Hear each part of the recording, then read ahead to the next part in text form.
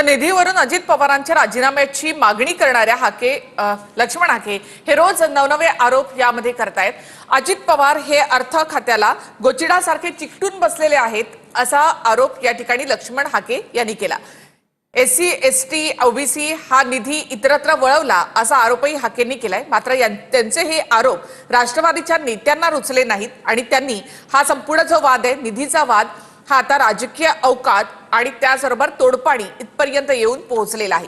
तर या सगळ्या संदर्भात बोलण्यासाठी आपल्या सोबत आहेत राष्ट्रवादी काँग्रेसच्या रुपाली ठोंबरे पाटील आणि त्याचबरोबर ओबीसी नेते लक्ष्मण हाके आपल्याबरोबर या चर्चेमध्ये आहेत। सगळ्यात आधी लक्ष्मण हाके, तुमचा आरोप होता म्हणून मी तुमच्याकडे येते। तुम्ही असं म्हणतात की अजित पवार अर्थ खात्याला गोचिडासारखे चिकटून बसलेत आणि त्यामुळे एससी एसटी ओबीसी हा निधी जो आहे तो इतरत्र वळवण्यात आला, महामंडळांना हा निधी मिळत नाही हा तुमचा आरोप आहे। किती निधी असा वळवण्यात आला, किती निधी मिळाला नाही, तुम्ही काही सांगू शकाल?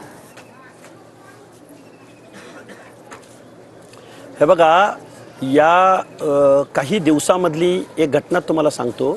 या महाराष्ट्रामध्ये या महाराष्ट्राच्या अर्थमंत्र्यांनी एससी आणि एसटीचा 746 करोड रुपयाचा निधी वळता केल्याचा जो सोशल जस्टिससाठी आहे, जो रिझर्वेशन पॉलिसी अंतर्गत योजनांचा निधी आहे तो एससी एसटीचा 746 करोड रुपये वळवण्यात आला।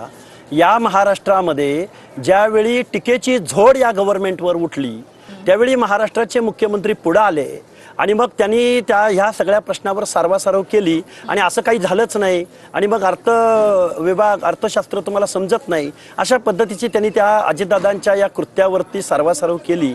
आता मी काय म्हणतोय की मी गेली कित्येक वर्ष या महाराष्ट्रामध्ये ओबीसी विजयंती एसबीसीच्या हक्क अधिकारावर आरक्षणावर त्याचबरोबर महाज्योती म्हणून एक ओबीसीच्या विद्यार्थ्यांसाठी एक महामंडळ या महाराष्ट्रामध्ये एक संस्था स्थापन करण्यात आलेली आहे।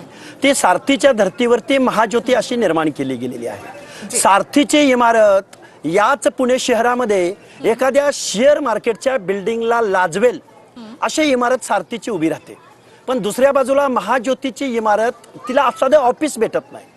दुसरी गोष्ट असे अनेक प्रश्न आहेत। हे बघा, या महाराष्ट्रामध्ये तुम्हाला असं म्हणायचंय की अजितदादांकडून तुम्हाला निधी दिला जात नाही हा थेट आरोप आहे।